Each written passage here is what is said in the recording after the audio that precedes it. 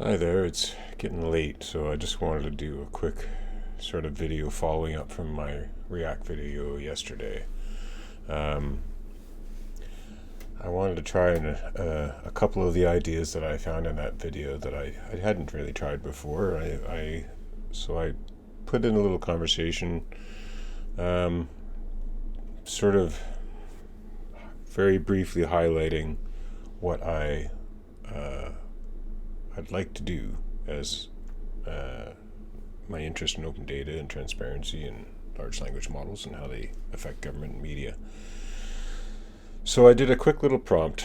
I want to build an organization that helps promote transparency and open data locally in PEI and uses LLMs to automate the business of government and media where possible, and that can be crowdfunded and or seek government funding. Propose. So this is where I did two requests at once in this prompt.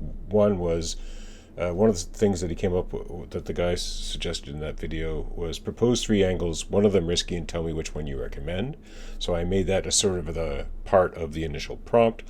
And then I did the second one, which was another one he suggested, which was before answering, propose 3 sharper versions of this request and ask which one I prefer.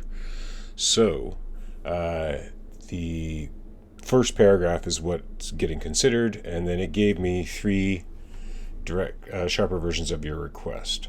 So few things that you'll see, again, if you're haven't watched my ChatGPT best practices, I've got custom instructions so that I get some more advanced layout of stuff. So a couple things are, as I have it, give a direct answer, but a lot of the things that I have it to do is when it's giving me suggestions for prompts, I always have it put inside of a code snippet so that I can hit copy code and either paste it right into my prompt response or even start a new conversation with it.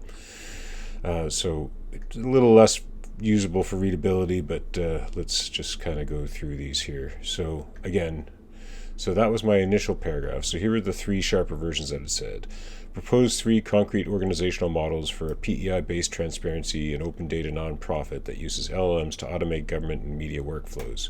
Include revenue models, government structure, and implementation phases. 1 model should be high risk, high reward. Conclude with a recommendation.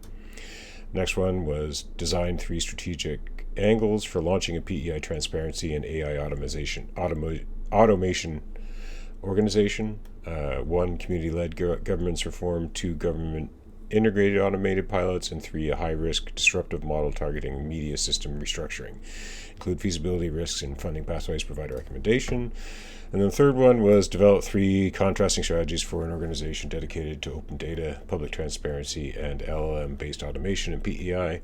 Detail, mission, scope, operation focus, political risk, and funding approach. Include 1 aggressive strategy, provide a recommendation. So rewording, it's all interesting, but then before I even dug into that, I came up with one more idea that I borrowed from him, which was more about defining the agent. So this is where you had the aim steps, I think it was in this video, and the agent, defining what the agent is. Just mostly, and I went to that mostly because I didn't see a big difference between these 3. And also I just wanted to see what it gave me, and I said this prompt: before continuing, what would be the ideal role a model should be instructed to adopt when approaching the subject matter and request? So this is a new one I think I'll probably bring into my workflows in general, especially if it's a question like this where, I certainly don't have the huge amount of subject matter expertise that you need to be able to really answer this question. And I also didn't spend a lot of time in the crafting of it. As you can see, it's only a couple of sentences. But so asking it what role it should be, the ideal role it should be, this is where it gave me an answer. So a systems analyst focused on governance architecture. The model should operate as a neutral evaluator that integrates political science, public administration, organizational design, and AI systems engineering core functions. Diagnose structural constraints in government, media, and civic ecosystems. Translate those constraints into operational requirements for an organization. Assess feasibility, risk, and stakeholder reaction using evidence-based reasoning. Produce implementation plans with clear dependencies, resources, and accountability structures. Maintain neutrality to avoid political positioning while still giving explicit critiques of assumptions, risks, and execution paths. So this suggested next prompts. This is, again, part of my custom instructions that I have in ChatGPT. Again, covered in my ChatGPT best practices. But one of them was apply the recommended role to rewrite my original request. So that's the one that I used to go back to this. And this is the prompt it came up with. Develop 3 strategic models for a PEI-based organization dedicated to improving public transparency and open data while deploying LLM-driven automation across government and media workflows. For each model, define mission scope, operational structure, technical demands, stakeholder environment, and funding mechanisms. Include one high-risk, high-impact option. Conclude with a recommendation based on feasibility and expected systemic leverage.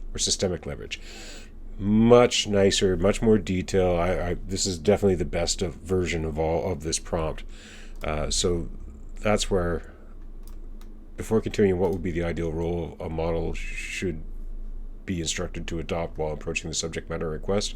That's now going to go into my best practices, I think, as far as when I'm trying to dig into a subject matter area where I don't have firm footing on, because that gave me a much better prompt. So then I said, I used the suggested next prompt, proceed with generating 3 strategic models using the rewritten request. And so this was the final answer that I got. So 3 strategic models. 1, a community-centric transparency lab. Mission scope, build a public-facing hub that collects, cleans, and publishes PEI government media data. Deploy LLM tools for summarization, comparisons, and anomaly detection. Operational structure, volunteer and contractor network, small core team, partnerships with libraries, community groups, and universities. Technical demands, ETL pipelines, document ingestion, fine-tune models for public policy domains, dashboards, API endpoints. Stakeholder environment, low institutional resistance, strong alignment with civic groups, potential collaboration with municipal and provincial offices seeking low-risk transparency improvements. Funding mechanisms, community crowdfunding, small provincial grants, federal digital government grants, NGO partnerships.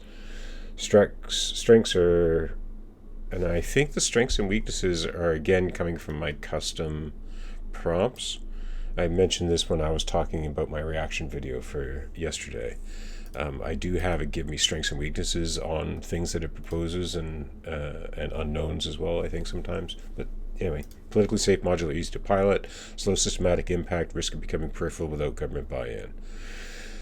2, embedded government automation partner. Mission scope, assist government departments with LLM-based automation for routine tasks, correspondence handling, document indexing, meeting summary generation, service triage.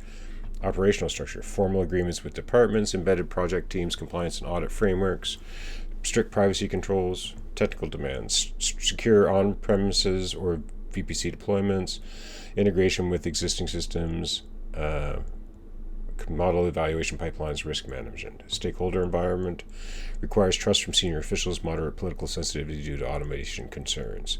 Funding mechanisms, government service contracts, innovation funds, efficiency-based reinvestment. Strengths, strong leverage on operational efficiency, clear KPIs. I'm not sure what KPIs means. I'll have to look that one up. Weaknesses, bureaucratic delays, procurement challenges, dependence on political cycles. And then a high-risk, disruptive civic data agency. Mission scope, create a parallel infrastructure that tracks government decisions, media narratives, economic indicators, and public sentiment. Use LLMs to generate real-time audit reports and expose gaps, contradictions, or unreported issues. Operational structure, investigative and analytical teams supported by AI pipelines, continuous data ingestion, public dashboards, strong legal advisory. Technical demands, large-scale data integration, robust fact-matching models, redundancy, independent hosting, legal sensitivity filters, stakeholder environment, high political risk, potential adversarial posture with media outlets and elected officials, strong public interest. funding mechanisms, large-scale crowdfunding, philanthropic democracy grants, investigative journalism funds. Strengths, maximal transparency, impact and public attention. Weakness, resistance from institutions, sustainability challenges, legal exposure. And the recommendation it said was option 2 offers the highest sustained leverage with manageable risk. It embeds AI capacity where the decisions and resources flow, enabling structural improvements that indirectly support transparency and public accountability. Anyway, I'm not going to go any further because this is the end of my conversation. This was more sort of a test for me. I'm going to sit and think on this overnight. I'm going to probably reapproach this as a new conversation ahead. The one to me that I kind of like is the Community Center Transparency Lab, just as at face value here. It seems to be the one that will be probably the easiest. This one here, where you're embedded with government automation partner, this one seems you really need to be pretty connected with the local government in order to make that action. This high-risk disruptive data, civic data agency could be also interesting. So yeah, just a quick little video today, just to get it out the door before the day's over. But this was just me started playing with some of these things. Like I said, I definitely like the proposed 3 angles. One of them risky, tell which one you recommend, comes up with some good variety. I do like, especially if I'm not happy with the quality of the response that I get.